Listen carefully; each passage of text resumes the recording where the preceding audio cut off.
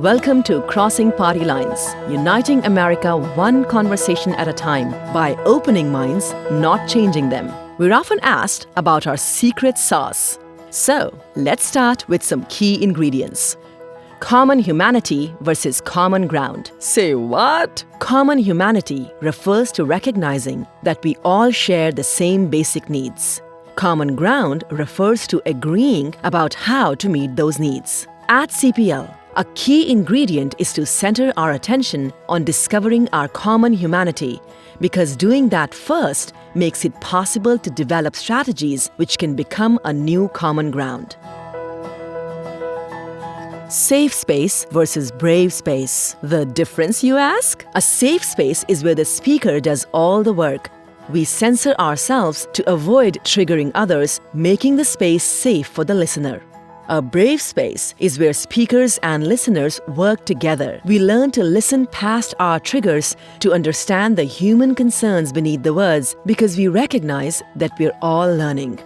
At CPL, each one of us is a co-creator of our brave space community.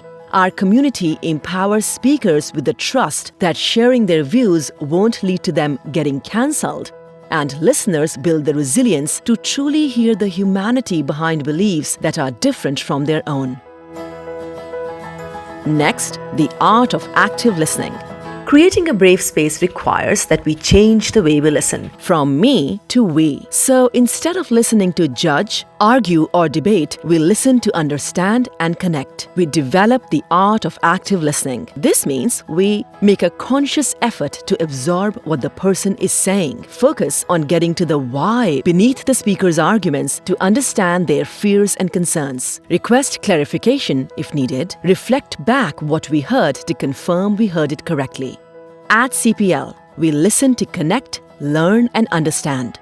Now let's talk about an ingredient that we prefer to leave out: facting. An over-reliance on sharing facts to prove one's point, a common but flawed strategy. Flawed, you say? Remember the time when you sent that uninformed friend or family member loads of information on a topic to prove why they were wrong and you were right? How did that work? Yeah, flawed, we say. Facting assumes the other person can know everything we know, but only that, will interpret the facts the same way we do, uses the same logic we use, and is solving the same problem we are, and trusts our source. But the reality is, by using facts as weapons, facting activates the limbic system, putting the receiver on the defense and setting up a competitive dynamic of right versus wrong, win versus lose, me versus you. At CPL, we are more interested in hearing why your views make sense for you than the facts you think prove you're right.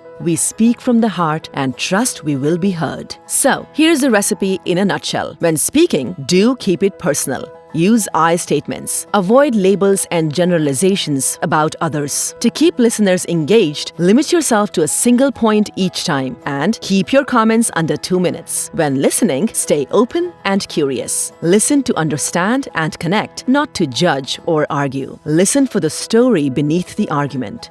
Don't take it personally. And that's it. That's the sauce. Now let's get cooking.